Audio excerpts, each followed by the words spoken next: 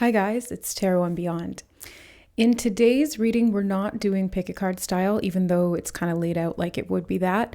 We're going to look at these animal archetypes or these animal spirit guides in a more holistic way. So I kind of want to just do this as a collective style reading, but Spirit called me to this particular deck and they keep showing me a lot of these animals, not necessarily the lizard. This one is kind of it's not one that I've been seeing synchronicity wise, but the spider, the wolf, the panther, and the scorpion are all ones that I've been seeing. So I feel like the lizard is placed in there for a reason, and we're going to find out information about that. So we're just going to do this reading and see what wants to come through. So the first thing that I'm wanting to ask Spirit about is why the scorpion and the spider have been coming up, tarantula in this deck, but I've specifically been seeing synchronicities about scorpions and spiders. And I even found 2 spiders in my house this morning and put them outside. As usual, I just kind of pick them up in a little cup and put them outside. So why, Spirit, is the spider and the scorpion significant here, and what do we or the collective need to know about this? Okay, so they're showing me a desert. Oh yeah, that's another synchronicity I've been seeing. But they're showing me a desert. They're showing me cactuses. That is where they live, right? Scorpions and tarantulas live in the desert. They're showing me lizards as well now too. It's like terrain, some kind of terrain that we're collectively traversing right now, or that you're traversing if you've been drawn to this reading. Going through the desert, they're saying. And they're reminding me of like 40 days and 40 nights when Jesus walked through the desert. Something about a spiritual journey or an excursion, some kind of I did just get the word plateau, something about a plateau. Oh, a desert is like a desert plateau could be significant, literally like topographically, but I'm also seeing something about, if you've been trying to work towards something and you've been putting in a lot of effort and then all of a sudden you plateau, it can feel like you're going through a desert because you're not getting the same results that you would with the same amount of effort. So it could be something about that as well.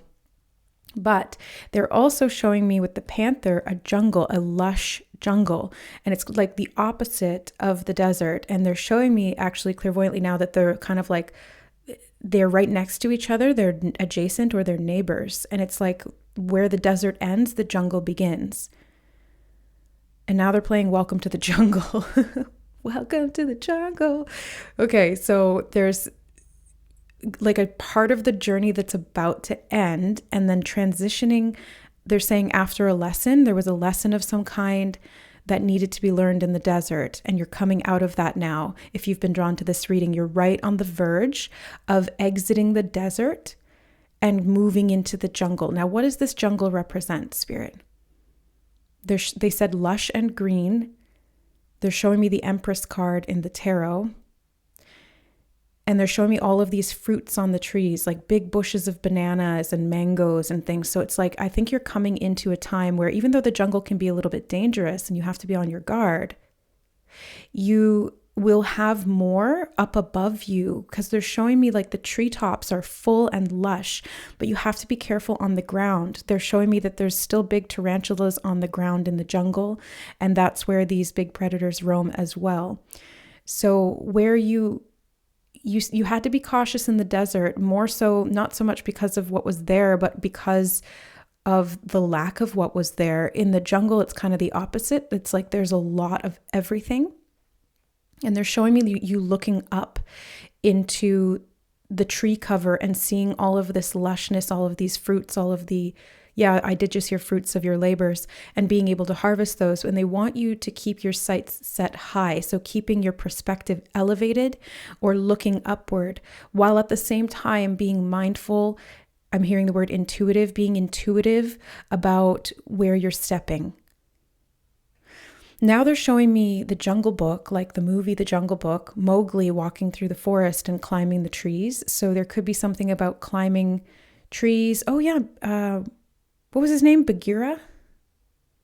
Was that his little panther protector? So you may have a panther protector in one of your spirit as a spirit totem or as one of your main spirit animal guides that walks with you and makes sure that you are looking where you're going. Because anytime that Mowgli would do something reckless, Bagheera would be there to kind of counter that a little bit or protect him. He was like the rational mind. Yeah. Oh yeah, wasn't Mowgli raised by wolves initially? Yes, he was. Raised by wolves, welcomed into a wolf pack, and then protected by the panther. Okay. They're showing me something about the lizard now. They want me to talk about the lizard, and I'm actually seeing a bearded dragon. I don't know if that's what that one actually is, but something about a bearded dragon.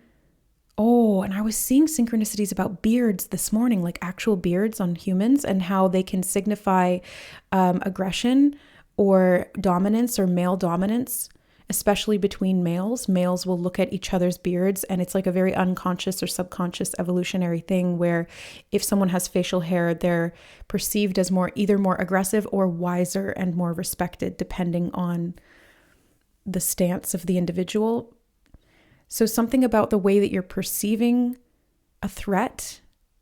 The lizard also reminds me of the lizard brain, which is like the base part of the brain that developed primarily just to keep us alive. It's like a survival mechanism. That's where the fight or flight is connected to. I'm seeing like the lower cortex and the amygdala. It's the emotional brain that it's bred for survival. Something about being bred for survival. And they're showing me moving up the trees again. So elevation beyond survival. Being able to thrive, being able to relax, because they're showing me Mowgli like relaxing in the trees, being calm. He's like lying down in the trees, being able to relax. But that's when the snake comes in too. So it's like when you're off your guard, that's when you have protection from the outside, is what they're saying. Oh, and I also just learned something recently. I was watching a video by Healing and Beyond, one of my favorite Reiki practitioners here on YouTube. And somebody in the comments was saying that they loved the bird song in the background, and they had recently just learned that when birds are singing, it's because there's no predators around. And so that's why birdsong is so healing for us to listen to, or can be so soothing or calming to the nervous system, because unconsciously we're perceiving that as representing or being indicative of the fact that there's no predators around. So there's something about you being able to relax because you're not being approached by predators or surrounded by predators, that you're safe and you can let your guard down, knowing you're protected, knowing that your needs are going to be met. I'm hearing your needs are going to be met. Okay. There's something about values and beliefs changing as well. This was part of the journey, they're saying. They're saying the word pilgrimage, and I'm also getting the word pioneer. So you had to like walk this path that maybe nobody else had walked, or not quite in that way. You may have had to do this alone, because now they're showing me Christ walking through the desert alone, to connect with God, to connect with Source, to go deeper within yourself. This was a highly personal, very individual, introspective journey that you had to trust in the way. They're saying something about the way. It's reminding me of The Mandalorian, like, this is the way. Maybe choosing a lifestyle based on beliefs, because Mandalorians are all about like they have to wear the helmet, they live a certain way. It's very, the beliefs are very set, almost dogmatic, but so there's something about the rigidity of your beliefs, maybe transforming, perhaps becoming more stable rather than rigid, if that makes sense. It's like they're malleable but stable. I'm hearing trusting yourself. Yeah, this has improved your trust of self. That was the point of the journey.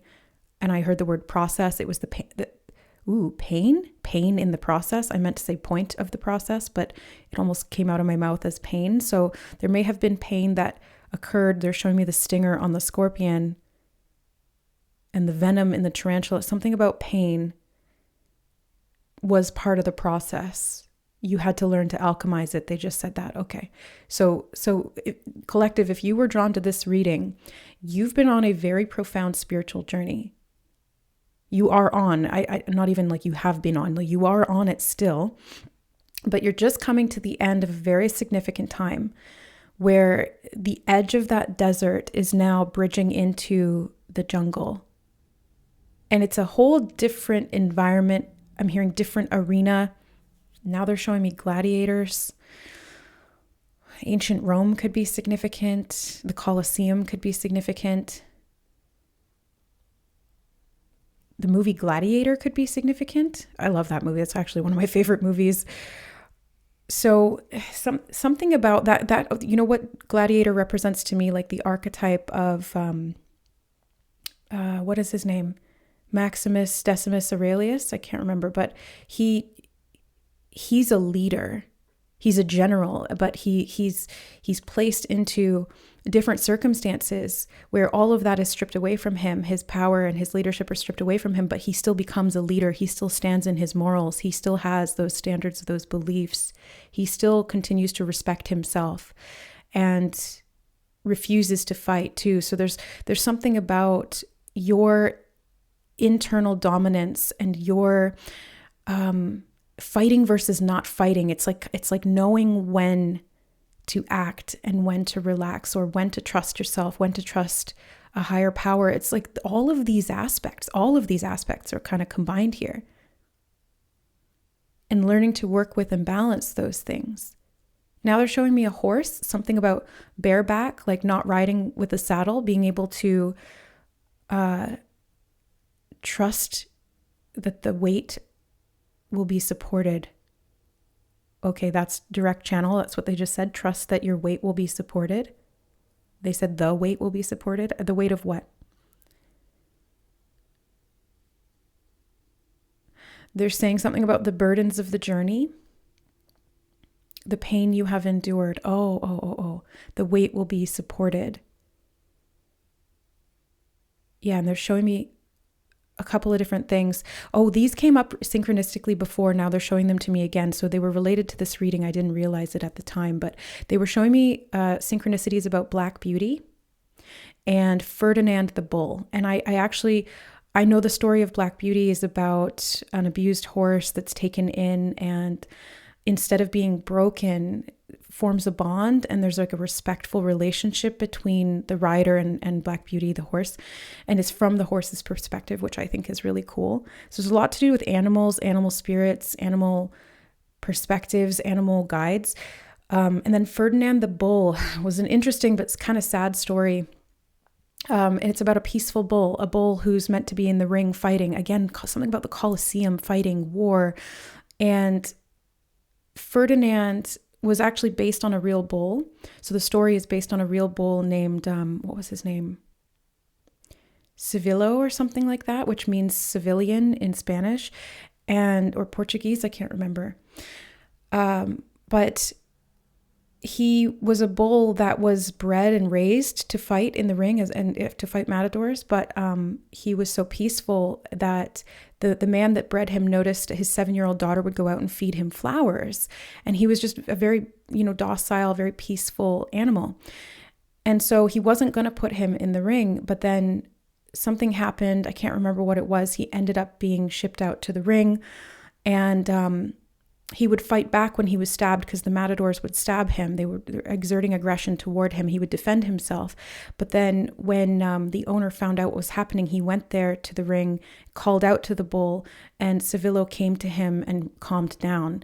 And then everyone in the stadium started calling for forgiveness or for release of the bull because he had human-like emotions or something like that. And then they had this big thing that was like, women saved the bull, or women saved its life, because all of the women had compassion for the bull. And sad ending to the story. Spanish troops ended up coming in, and before Civillo was shipped back to the field where he could have enjoyed the rest of his life, he was killed and eaten. And it was like this brutality of war versus the peacefulness and the loving compassion of connection. And it's an interesting archetype that they're bringing up here. It's like war and aggression and survival versus peacefulness and connection and trust. And I think this is what you've been exploring. If you were drawn to this reading, you've been exploring these archetypes, whether it's through your relationships with other people or the world around you. They're showing me the world is the Colosseum. Yeah, we kind of live in this world of distortion. We live in the 3D reality that's it has a lot of war in it. It has a lot of these types of aggressive energies and people, even entities. And so it's like you had to learn to create or cultivate your own inner peace and to choose that time and time again, while not completely letting go of the capacity to defend yourself or fight when necessary. It's kind of like the wisdom to know when to do what, or the wisdom to know the difference. Yeah, integration of the dualities I'm hearing. Wow. So it feels like they're saying something about the illusion. They're showing me something melting away, the illusion melting away, and you're seeing something clearly as you move into this next stage or phase of your spiritual development. Pathways are opening up, they're saying. And they're showing me a door handle turning. So you're opening the door to new life. I'm seeing something about new life. For some of you, there's a gateway, and there's a difference between doors and gateways. Doors are like portals. They're smaller, more finite. They can open and close. Gateways can open and close too, but they're much bigger. And it's kind of like the difference between a road and a highway. So for some of you, this is going to look like a gateway passage where you're moving through into a completely different dimensional consciousness. That's what I'm hearing, something about dimensional consciousness. And they're showing me the stars being relevant. Something about a peaceful resolution, and they're showing me 3 stars like in Orion. Oh, the Orion Wars could be part of this as well. Cradle of Lyra, I just heard. So this goes back to the beginning, way back to the beginning. This isn't even about the warlike tendencies of humanity. This is like a galactic thing that's been going on for, I don't even know how to quantify the amount of time it's been going on for. What even is time? Okay, there's something about bridging the gap, getting to the other side, being able to see the relevance of something that you once ignored, they just said. Being able to see the relevance of something that you once ignored. Okay. And they're bringing me back to the scorpion again. What's coming to mind is the story of the scorpion and the frog. The frog sits on the scorpion's back. This is really about trust and aggression. Knowing the nature of something that is aggressive too. Because I think that story was where, no, it was the other way around. The scorpion sits on the frog's back, asks him to take him across, bridging the gap, like getting to the other side, or crossing, yeah. And then the frog says, as long as you don't sting me or something like that. He says, no, I won't. And then halfway through, because if I sting you, then we're both going to die. Halfway through, the scorpion ends up stinging the frog, and they do both drown. The frog goes, why did you do that? And it means your own death too. And the scorpion said, it's in my nature. So there's something here about knowing the nature of things and being able to discern. They're saying something about nuanced trust.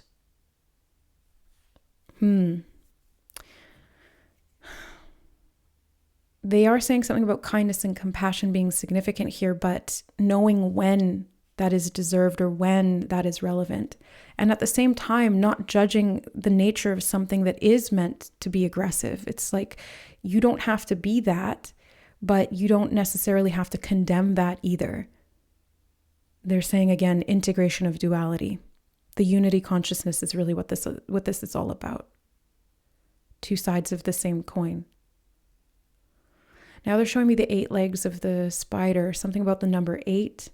The 8th month could be or will be significant. 8th month is August, Leo season.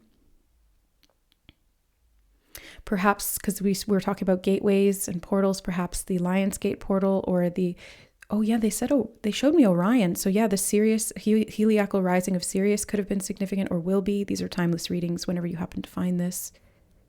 Interpret it from that point in time that you're viewing it. But okay, now they're showing me hooves. The hooves of the horse, like where it grounds, where it makes contact. Something about stability. They're showing me goat hooves, moving up the mountain, being able to, goats can balance on like the side of a coin. Have you ever seen that? It's really cool how goats can kind of like, they can climb up these almost like sheer rock faces, or they can climb up and balance in the trees. Oh yeah, they were saying something about being in the trees or that higher perspective. So something about the stability of the root, being able to balance that duality or balancing on that coin.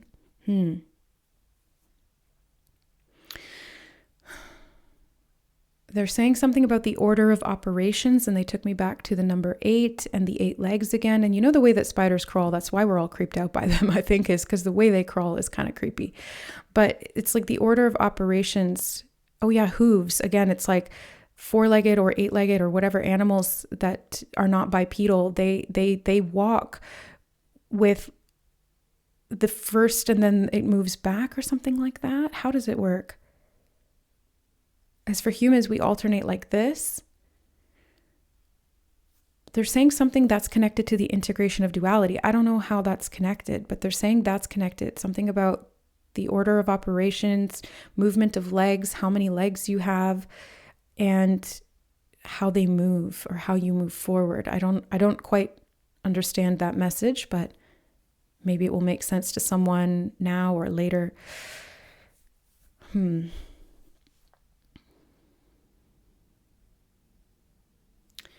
Okay. Something about a network of your peers, they're saying, and they're showing me the wolf pack. Network of your peers. This is going to be significant. And they're saying entering the jungle. So when you enter the jungle, something is going to happen. A network of your peers will be presented to you, and it could be through some kind of psychic connection. They keep showing me the traditional Rider-Waite, and it's like a reflection, something like the tarot is a reflection or has been reflecting this to you. They're showing me the Fool card clairvoyantly. I'm seeing the Fool. So this is part of the journey. They're showing me. I'm hearing name it and claim it. Name it and claim it. And there's something about tags. I'm not sure what that's about. The Fool's about freedom. A fool by any other name. Isn't that a Shakespeare quote? Like a rose by any other name would still smell as sweet. A fool by any other name would still be free. Something about names. Okay. I looked up and it was 2333. What is this? Okay. We'll just go with it. We'll just see. This is more of like a scrying reading. So it's like a little bit less concrete, but at the same time, it's a lot more detailed than sometimes when I'm just pulling cards. So for those of you in this collective, for those of you who were drawn to this reading, you clicked on it for a reason. And there's a lot of information here that they want you to digest slowly. Something about digestion even could be literally relevant here. Digesting something slowly, breaking it down into manageable, smaller chunks, or the nutrients being extracted from what you are learning, turning that into wisdom, turning that into energy. It's kind of like the process of alchemy, like you're turning one thing into another thing, or you're extracting something out of it. Yeah, the essence of it. Now they're showing me the Philosopher's Stone. The Philosopher's Stone, the elixir of eternal life. And it's red like the root chakra, which again is kind of like you're getting out of survival mode and being able to consistently, they're saying the word consistently progress in some area. And they're showing me that plateau again. Like they're saying there's not going to be plateaus. You're just climbing the rock face now. You're going straight up. Oh, this is about ascension. Okay. Yeah. They said ascension of humanity. And if you were drawn to this reading, you're one of the pioneers on the front line of the ascension of humanity. That's why they said pioneer. This is part of the pilgrimage. Yeah, they're saying spiritual journey, integration of duality, human consciousness, becoming a wider base, something about a wider base. They're saying base of operations. They're showing me the moon. Okay. And projection, something about projection, lasers, what? And they're showing me opening up. They're actually showing me the earth opening up. And I'm like seeing through into the core of the earth. So something about inner earth could be part of this as well. Inner earth timelines, I did hear that. And they're showing me the core of the earth. It's reminding me of those jawbreakers. Do you guys remember those jawbreakers? I don't know. I had one as a kid, and it was like it was these huge ones, like a big like that. And you'd kind of like lick, and then you'd show like rainbow rings on the inside, and then at the very center there was like a hard candy. So getting to the core of something, going through these different layers, the rainbow inside the jawbreaker. Yeah, it's like these different layers of different dimensions, different frequencies, because color, the rainbow spectrum is like these different frequencies. And it's connected to the auric field as well. So light body expansion is part of this, aligning to new timelines, they're saying. As you expand your light body, your consciousness shifts and changes. Your Akashic field and your soul blueprint are altered to align to the timeline that best suits that frequency and the creation and production of new earth. Okay, that was all verbatim, channeled direct from spirit. Ooh. So this is like a personal update and a collective update. It's both, yeah. They're showing me a lantern. Reminds me of the Hermit card, or being able to see in the dark. They're actually showing me a lantern bobbing on its own, like through space, through the darkness. It reminds me of the scene in Harry Potter when he has the invisibility cloak on and all you can see is his hand holding the lantern. I think he's going into the restricted section of the library at that point. Oh yeah, they did just say something about the Akash. You may be going into a restricted section in the Akashic library group. I was going to say group, but this isn't a collective. Whoever's been drawn to this reading, whoever I'm speaking to here, you have access to the Akash, new layers of it, they're saying, new layers of the collective Akash even. Something that was once restricted is being accessed. Something about protocols, new activation protocols, new spiritual awareness. And they're showing me the light being shone on something that was hidden in darkness. Perceptions changing, I'm hearing. So you're going to be seeing things differently. And they're showing me seeing it differently through your third eye, because they're actually showing me somebody with their eyes closed. And then they said seeing things differently. So you're seeing in the mind, or you're seeing more clairvoyantly, or you're seeing more beyond what's physically present. Yeah, I did hear foresight, and they're showing me the tarot again. So some of you are tarot readers, or you do divination, or you're being activated to do this, or you're being activated to new levels of consciousness, or you're connecting with divination in a way that's activating you to your own psychic abilities. I mean, that is what I do. That's why Spirit called me to tarot specifically, was to activate people to archetypal awareness and psychic intuitive development.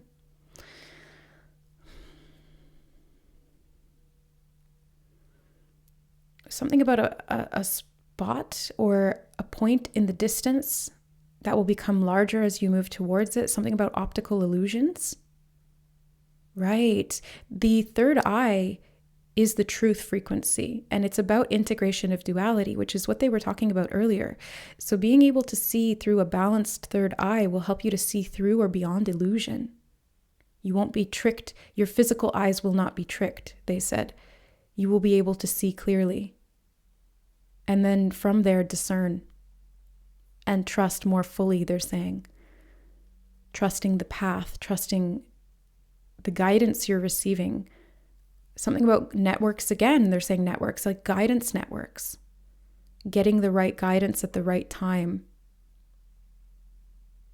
For you, possibly for others. For some of you in this group, because you're pioneers, you provide guidance to others as well, not just for yourself. You receive it and then you transmit it. They just said something about transmission, bringing through transmissions, healing transmissions, downloads, frequency shifts. They're saying all of these things. And they're showing me mirrors, something about mirrors, mirroring, seeing things mirrored, reversals, corrections, diamond frequency I'm seeing, and butterflies. Ooh, it's like crystal butterflies. That's cool. Crystal butterflies. That's very significant that they're telling me pay attention to crystal butterflies. I don't know, maybe there's like I'm seeing like Swarovski. You know, like when you go into the Swarovski store and they have like all of these little figurines, there's something about like a crystal butterfly. What that represents, they're saying. Wings, crystal heart consciousness. They said don't interpret it. Okay. I won't then. It's just transmit. Okay. This is just a transmission. Sun, solar frequencies. They are saying something about crystal downloads. Okay. They said composite.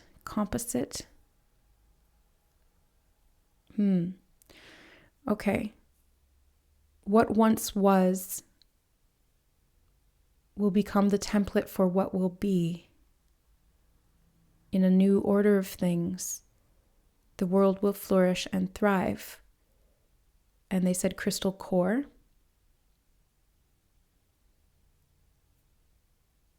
And they're showing me like new growth, buds, things opening up, things blooming, a lush and green world, they're saying. Okay. Something about purpose versus persecution, or persecution for purpose, and the fear brain. They just brought me back to the lizard, and they're saying safety in numbers, wolf pack. Safety in numbers. So if you're afraid to step into your purpose, if you're afraid to live an authentic life, to share these downloads, to speak about these things, to do some kind of profound spiritual work, they're saying safety in numbers. And there may have been this fear of getting bitten or getting stung, but because in the past you may have been persecuted or trusted the wrong people. But they're saying that the tides are changing now, and you have grown in your development and your perception of the truth. And so you'll be able to feel. This is a message they actually brought through in one of the last readings. They kept saying the word nuanced. You'll be able to feel the nuance of someone's soul and whether you can trust them truly, authentically or not, whether they're aligned with your mission or not, whether you're meant to work together or not. And they want you to really feel into that. I'm getting goosebumps. You guys know I get goosebumps when something's really profound, truthful, or resonant. So they want you to feel into your body in regard to trusting certain people. This is part of the process. They're showing me the unfoldment, and they're saying desire driven, something about being desire driven towards a goal with other people, working together as a team, collaboration. They're saying confirmation, so you might be getting confirmation of collaboration with someone or a group of people that you're meant to work with. Or you're going to be guided through confirmations of synchronicity, symbols, and signs towards these people. And they said, when in doubt, feel it out. I like that. I'm going to use that. When in doubt, feel it out. Spirit always gives like all these cool little rhymes and affirmations and stuff like that. When in doubt, feel it out. So you'll be able to sense the truth of something, whether it's what you're meant to do, who you're meant to connect with at a certain time, who's there to activate you, who getting a reading, something about that, or doing readings for people, knowing when and how and who.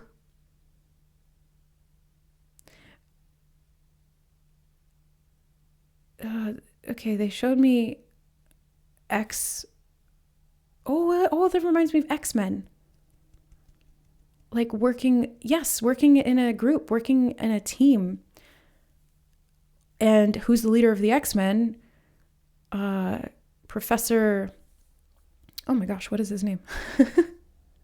Xavier, Professor, well, I can't remember his last name for some reason. We'll just call him Professor X. And he's extremely psychic telepathic. And he can scan and like find other mutants and welcomes them in and provides safety and security and helps them to develop their gifts. So something about that, like a school of development, or something about the occult, being different, developing your skills. Psychic abilities are definitely emphasized here. Yes. The power of your purpose, they're saying. For a lot of you here, this is about your spiritual development, your soul gifts, and your psychic embodiment. They're saying embodiment. Okay, they're bringing me back to the X again. They're saying X marks the spot. Something about a treasure map, finding your way. It's like the journey through, being guided by this internal compass that you have, which is basically the intuition, or if listening to your guides, the spirit animals that have been directing your path as well. They're saying something about an orb. You seeing orbs or seeing through orbs. Scorpio could be significant. Virgo. The letter G and the letter R. GR, something about G. Great. Tony the tiger. I've also been seeing a lot of tigers, specifically Siberian tigers. Very specific synchronicity, but Siberian tigers. And apparently they're like the biggest. This could be about like wildness versus tameness, because that was kind of a theme that came up with Ferdinand and Black Beauty. It makes me think of the Sigmund and Freud and the white tigers, something about that.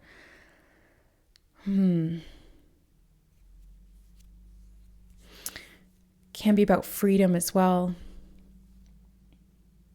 Something about virtue. They just said something about virtue. You and your virtues, you and your gifts, you and your beliefs. They keep saying something about, and they're saying prophetic. Prophets leading the way. And they're showing me crystal ball, like my crystal ball right here. They're like really drawing my attention to it. Prophets leading the way. Crystal ball. Crystal balls. Seeing beyond the veil, they're saying. Being able to bring through the information to direct the course. So it's like those who are the pioneers here are meant to be guiding the group, right? They're showing me Moses. It's like having access to the additional information. It's like if you can read the map, then you need to direct the convoy. They're saying something about a convoy. It's like a big long line of cars that if you're at the head of it and you have the map, then you need to transmit those signals backwards. You need to like share that over the radio frequency. It's like truckers, like all going towards this goal or towards this destination and bringing a lot with us. Like, trucks, like big 18-wheelers is what they're showing me, moving a lot of stuff from the old into the new world, they're saying. The old world to the new world, and needing to transmit this information about, okay, we're gonna take a break here, we're gonna turn left here, we're gonna go right. So there's a lot about being connected to the group in some way. They're saying telepathically, literally. They keep saying telepathic. All humans are telepathic. It's just that we haven't fully developed this skill yet, or the veil has made it very difficult. They're saying the veil that we go through when we're incarnated here on earth has made it difficult for us to translate the telepathic communications of others. And so a lot of it just goes on very unconsciously and we're not as aware of it. But the more psychic you become, the more that you can start to interpret what is my thought and what is coming from the outside, or what is being given to me even from spirit. So you can start to discern the nuance, again, the word nuance, between these different thoughts. And they're showing me portals, and it's like portals of information that this psychic thought comes through, and they're showing me the collective, and it's like all connected through this network. It's like a web, a light web is what they're showing me. And they're saying something about computers on the grid. And they're showing me, what is that movie? I can't remember what it's called, but it's like people are the computers. Before computers were like a thing, people were the computers to do the math. Okay. So people on the grid doing these psychic computations and then transmissions, very important. They say very, very important. Keeping your sights set high. They're saying that again. Keeping your sights set high, the perspective elevated. Big picture, big picture, big picture. They're sowing, something about sowing could be significant. But they're showing me, I wanted to say Sagittarius, and I kind of like merge those two words together. Sagittarius season, when is that? I can't remember. Scorpio season, I know Scorpio season is October, November. When is Sagittarius? Is that in December? Or January? February? I should know that. I just can't remember. Something's going to be all right. They're saying there's going to be a truce, or I'm seeing Ace in the hole, and they're showing me Bugs Bunny coming out of his rabbit hole. Something's going to be revealed. Something magical. There wasn't Ferdinand sort of like done by Looney Tunes as well? Something about Looney Tunes could be relevant or significant here. Synchronistic. They are saying pay attention to the symbols, interpret them as best you can. Like that's for all of us. So you've been getting them too. If you were drawn to this reading, you've been getting them, or they want you to start paying attention to them if you haven't. And then it's just like a process of kind of trial and error when it comes to interpreting what they mean. And sometimes you won't know what a symbol means until later, or the context won't be given until a certain point. But if you can remember it, or even like write it down, it will be helpful in seeing the connections between things and what the information is that you're meant to glean from these symbols or from these signs or synchronicities. And they're showing me light bulb moments. You'll have epiphanies, you'll have awareness, you'll have greater illumination of the path ahead, they said. And they're showing me the lantern again. Guiding yourself, guiding others, being guided. It's like different points of the different, they're showing me triangulation.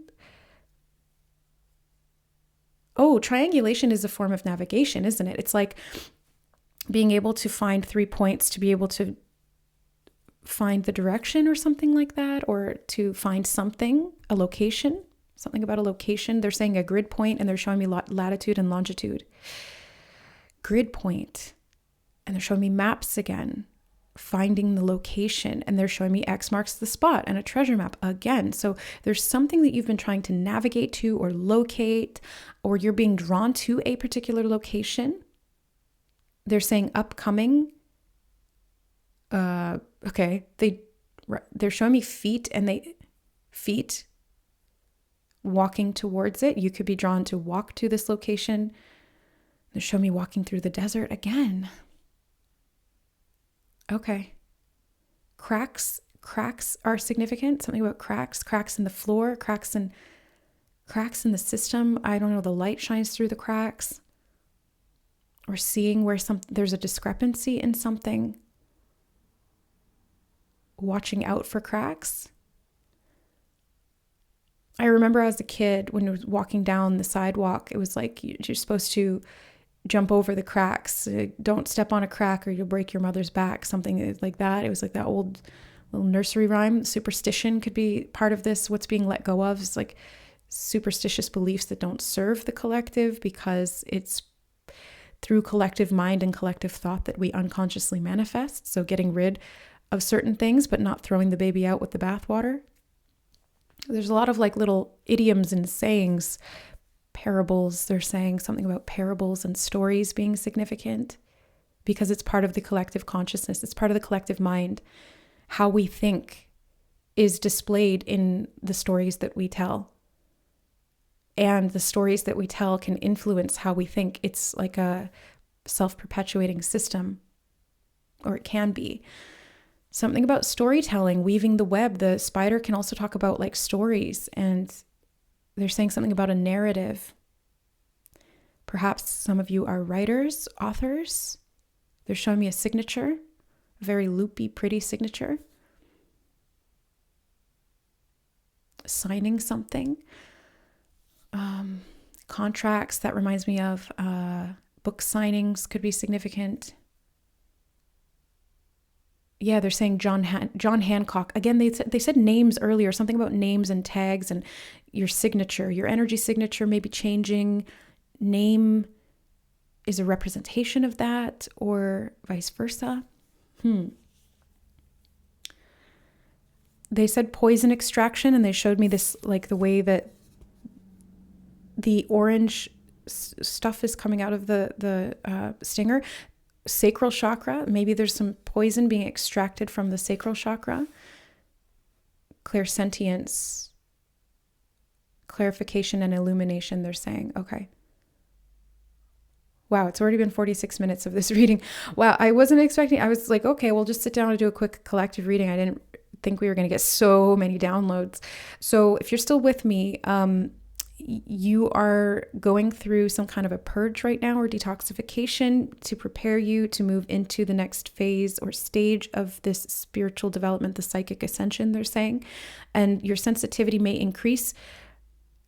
They're saying it may be, resisting temptation. They're saying something about resisting temptation. Bangs. They just showed me bangs over someone's forehead. That can represent like having a blocked third eye. Not that bangs do that, but just like having something, a curtain, like a veil over the third eye. So temptation not to see, perhaps, or to go with the status quo. It's like they want you to just follow your path. They want you to see what is true for you, even if it's not necessarily being confirmed right away or reflected back to you. Stick with what feels right for you and trust the process, they're saying. Anything else? Landing on your feet, they said. One foot in front of the other. They're playing that song, I put one foot in front of the other, or something like that. So you're moving forward and you're getting to where you need to go. Consistency, they're saying, so keep going. And companionship, something about walking with other people. Again, collaboration or networks are significant here. Okay, I think that's everything, collective. That big reading, lots of downloads, lots of transmissions, activations, codes, synchronicity, symbols, chock full in this reading. So take what resonates, see what resonates, see what comes up in the future. Maybe just kind of like keep this in your back pocket for later, rewatch it later, see what happens. But I had a good time channeling these things to you in a more scrying style reading. We'll get back to pick a cards again next week. Thank you so much for being here. I love you guys. And if you're looking for a personal reading or a deeper dive into what is going on for you on this journey, or if you have any questions or anything like that, I am offering personal readings in a video style format like this, sent out to your email. You can book through my website. It's tarotandbeyond.com, which is also linked in the description box below. And if you want to dive deeper on the channel, we do have memberships. It's kind of like Patreon, but it's here on YouTube. So you can join. Oops, I kicked the camera. You can join as a member and receive the additional weekly members only readings, as well as get access to the cache of readings that have been done up to this point. There's a whole bunch of them there. And also for Soul Family members, which is the highest tier, we do monthly live streams as well, where we do a lot of like real live on the spot interaction, downloads, activations, healing, and things like that. So if you're interested, you can check that out in the description box below. And I want to thank you all for being here, both on the channel, supporting this work that I do with Spirit for you, for us, for the collective ascension of humanity, for our greatest and highest good. And so it is. Much love. We'll see you in the next reading. Bye.